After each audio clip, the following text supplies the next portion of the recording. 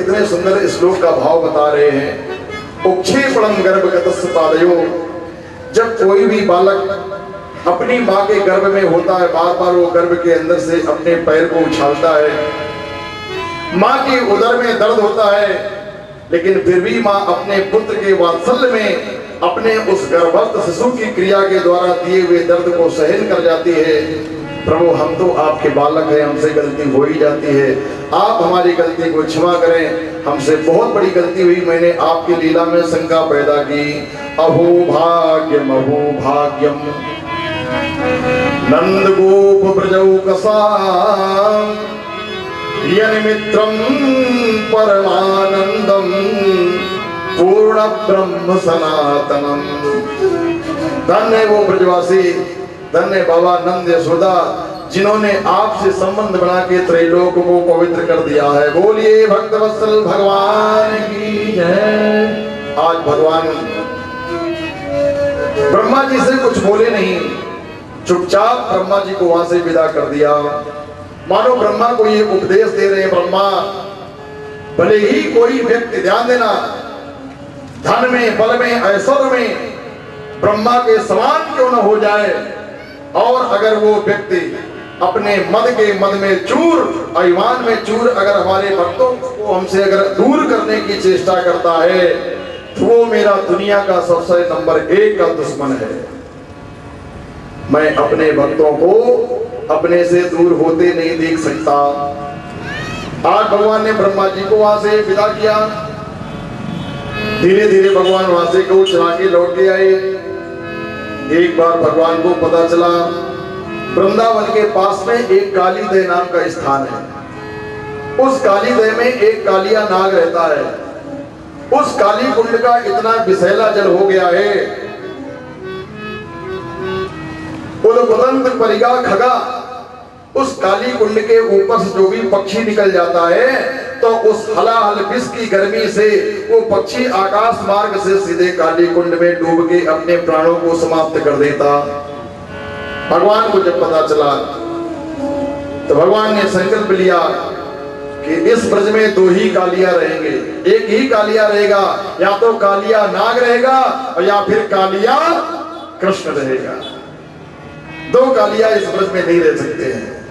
ध्यान देना, अभी तक जितने भी भगवान ने लीलाएं की, हर लीला में भगवान बलराम जी को साथ में रखते थे, लेकिन जब भगवान काली का मान मर्दन करने के लिए आए तो भगवान जानबूझ के बलराम जी को नहीं लेके आए। क्यों? बोले बलराम जी शेष के अवतारी हैं और कालिया उनका वंशज है। बलराम जी के साथ में रहते हुए भगवान कभी कालिया का उद्धार नहीं कर सकते थे, इसलिए बलराम जी को नहीं लाए। और आज ग्वाल वालों को साथ में लेके गेंद की लीला करने के लिए भगवान आ गए काली कुंड के पास में। बोले कालिंद्याम विलोक्य दूषिताम कृष्णाम कृष्णा कृष्णाहिना विभू। देखिए सुखदेव जी यहाँ पर कितनी सुंदर श्लोक दे रहे हैं। विलोक्य दूषिताम कृष्णा कृष्णा कृष्णा हिना विभो। यहाँ पर 3 बार कृष्ण कृष्ण कृष्ण शब्द का संबोधन किया है सुखदेव जी ने। क्यों? बोले विलोक दूषिताम कृष्णाम। कृष्णा कौन है? एक कृष्णा कालिंदी, दूषिताम कृष्णाम, कृष्णा दूषित यमुना को देखा कृष्ण ने, और तीसरा कृष्ण कौन है? कृष्णा अहिना विभू। अहिमाने सर्प, जिस यमुना के अंदर कृष्ण माने काला, काला काला वो नाग सर्प उस काली कुंड में रहता है। भगवान आज उस काली कुंड के पास में आए, गेंद की लीला प्रारंभ की। मधुमंगल मंजुका एक तरफ, श्री दामा और कृष्ण एक तरफ, गेंद वो प्रारंभ हुआ और एक बार भगवान ने जानबूझ के इतनी तेज गेंद मारा कि सीधे वो गेंद काली कुंड में जाके गिरा। मधुमंगल दौड़ के कृष्ण के कमर में लिपट गया, हमें तो वही गेंद चाहिए। भगवान ने कहा वो गेंद तो चली गई। बोले चली गई तो तुम भी चले जाओ, हमें वही गेंद चाहिए, हम दूसरी गेंद नहीं लेंगे। अंत में भगवान एक कदम्ब के वृक्ष के ऊपर चढ़े हैं बोले चंतम चंडवेग विमवेदमवेक्षतेन दुष्टा नदीं जखल संयमनावतार और कृष्णा कदम अधिरुह्यत दोति तुंगा मास्फोट गाढ़ रसनाम निपतम विशोधि। भगवान एक कदम के वृक्ष के ऊपर चढ़े और लगाई छलांग और छलांग लगा के सीधे काली कुंड के अंदर चले गए। वहां जाके देखा तो वो काला काला बिस्तर कालिया सो रहा था। कुछ नाग पत्नियां उस कालिया की सेवा में लगी हुई थी। अब तो जैसे ही नाग पत्नियों ने देखा कृष्ण को, नाग पत्नियों ने हाथ जोड़ के निवेदन किया, कौन दिशा से आयु रे बालक कहा तिहारो नाम है, कौन तुम्हारे मात पिता है कहा तिहारो गाँव है। भगवान ने कहा, अरे नाग पत्नियों, पूर्व दिशा से आयो रे नागिन कृष्ण हमारो नाम है, और नंद यशोदा मात पिता है गोकुल मेरो गाँव है। नाग पत्नियों ने कहा, अरे लाला, तुम हमारे पति के स्वभाव से परिचित नहीं हो, तो ऐसा करो, तुम जितनी जल्दी हो सके तुम यहाँ से बाहर निकल जाओ। कहीं हमारे पति ने तुमको देख लिया, तुमको अपने प्राणों से हाथ धोना पड़ेगा। लाला ने कहा, मैं तुम्हारे पति को ही मिलने के लिए आया हूं, अपने पति को जगा दीजिए। फिर भी नाग पत्नियों ने निवेदन किया, आप उसको स्पर्श न करें। अंत में लाला ने एक क्षण का प्रहार किया उस कालिया नाग के ऊपर, और जैसे ही कालिया नाग के ऊपर लाला ने प्रहार किया है, वो जिसकी फुंकार मारता हुआ कालिया देखते देखते लाला के शरीर में चारों तरफ से लिपट गया। और लिपटने के बाद लाला ने एक हाथ से पकड़े कालिया के फन को, एक हाथ से पकड़ी उसकी पूंछ, और पूंछ पकड़ के अपने शरीर को फुलाना चालू कर दिया। अपने शरीर को लाला ने इतना मोटा किया है, इतना मोटा किया है कि काली नाग की एक एक नस चट चट की आवाज के साथ में टूटने लगी। सारा का सारा शरीर ढीला पड़ गया कालिया नाग का, और थोड़ी देर में भगवान ने देखा ये निस्तेज हो गया, शक्तिहीन हो गया, पड़ गया। और भगवान ने उसी समय देखा वहीं पर वो मधुमंगल की गेंद पड़ी हुई थी, एक हाथ में गेंद एक हाथ में बंसी, और भगवान ने लगाई छलांग और सीधे काली के फण के ऊपर चढ़ के खड़े हो गए। जो भी काली फण उठाता है भगवान एक क्षण का प्रहार करते हैं, उसी फण से रुधिर का पनारा निकल जाता है, और धीरे धीरे फण काली के फनों में जितना भी विष था वो सारा का सारा विष बह के निकल गया। वो काली शक्तिहीन हो गया। काली के फण पर नाचत बनमाली फम फम फम फम इत्यादि स्वरों के साथ में भगवान उस काली के फण के ऊपर नृत्य कर रहे हैं। और धीरे धीरे वो इधर जैसे ही ग्वाल वालों को पता चला लाला काली कुंड में कूद गया, अब भला उसके प्राणों को कौन बचाएगा। ग्वाल बाल दौड़ के गए गोकुल में, बाबा मैया यशोदा बाबा नंद के पास में ब्रजवासियों को पता चला लाला काली कुंड में छलांग लगा गया। सभी रोते हुए बिलखते हुए आ गए बलराम जी के साथ में, विलाप कर रहे थे, मेरे लाला को बचा लो, मेरे लाला को बचा लो। थोड़ी देर में देखा वो काली नाग काली कुंड से धीरे धीरे ऊपर को उठ के आ रहा, भगवान उसके ऊपर नृत्य करते हुए आ रहे हैं। सभी में एक हर्ष की लहर व्याप्त हो गई। बहुत देर तक नृत्य करने के बाद भगवान ने उस काली से कहा, काली अब तुमको इस काली कुंड में रहने का कोई अधिकार नहीं है। वृंदावन बिहारी लाल की जय। कहा जाए प्रभु, बोले अब आप रमण द्वीप में चले जाइए। क्यों?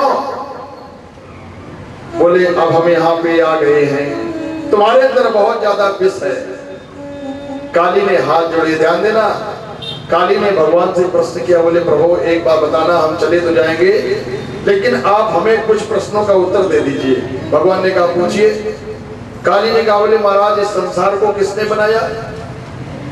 ये जो पूरी दुनिया बनी है इसको किसने बनाया? भगवान ने कहा मैंने। अच्छा, और हमको ये काली को, ये नागों को किसने बनाया? भगवान ने कहा इनको भी मैंने बनाया है। अब बोले महाराज जब आपने सारी दुनिया को बनाया, सारे सर्पों को बनाया, तो इन सर्पों के अंदर जहर किसने दिया? भगवान ने कहा जहर भी हम ही ने दिया है। तो काली ने हाथ जोड़ ली, प्रभु जब आपने हमको बनाया, हमारे अंदर जहर आपने व्यवस्थित किया, अब इसमें बताइए हमारी गलती कहाँ है? याद रखो भगवान दो ही जगह पर निरुत्तर हुए हैं, या तो काली के सामने और या फिर रामावतार में बाली के सामने। भगवान को कोई उत्तर नहीं आया। भगवान ने कहा अब आप रमणद्वीप चले जाओ। काली ने कहा बोले महाराज हमें वहां पर गरुड़ जी का भय है, वो हमें खा जाएंगे। भगवान ने कहा मैंने तुम्हारे फन के ऊपर मस्तक पर अपने चरण चिन्हों को अंकित कर दिया है, अब तुम्हें गरुड़ जी को खाने का भय समाप्त हो गया। जब गरुड़ जी हमारे चरण चिन्हों को देख लेंगे, अब तुम्हें गरुड़ जी कभी नहीं खाएंगे, तुम अजर होके वहीं पे रहो जाके। आज काली ने भगवान की यहाँ पे पूजा की है, प्रार्थना की है, और प्रार्थना करने के बाद में पूजयित्वा जगन्नाथ प्रासाद गरुड़ध्वजं तथा पीतो अनुज्ञाता परिक्रम्याभिवंदितम्। आज अपनी पत्नियों के साथ में काली ने भगवान की षोडशोपचार से पूजा की है। भगवान की परिक्रमा करने के बाद में वो काली वहां से लौट के फिर चला गया रमणद्वीप में। बोले कृष्णचंद्र भगवान की। अब धीरे धीरे सुखदेव जी महाराज कहते राजन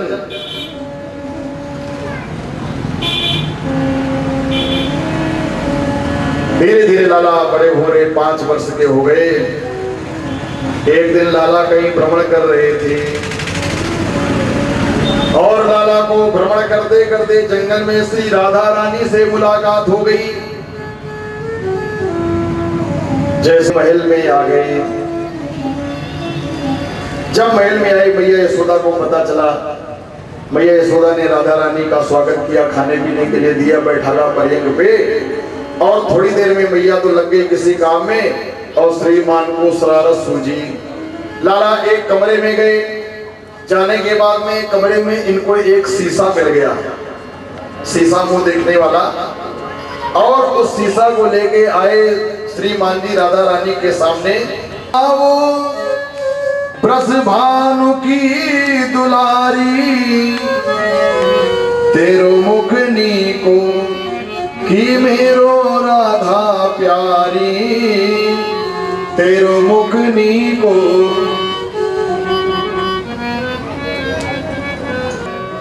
तो लाला ने कहा जो सच्ची बात है उसको बताइए। राधा रानी ने कहा सुन पाओगे? अरे बोले बताओ तो राधा बोले मेरो मुख की उजरिया जैसे चांदनी रात की चांदनी में उजेली रात। हाँ अब बोले हमारा अंधियारी मेरो मुखनी को कि तेरो राधा प्यारी मेरो मुखनी को। भगवान ने कहा अच्छा तुम्हारा मुख ऐसा जैसे चांदनी रात और हमारा मुख ऐसे जैसे। और राधा रानी तो वहां से चली गई। बोले करके इशारों बुलाए गई रे बरसाने की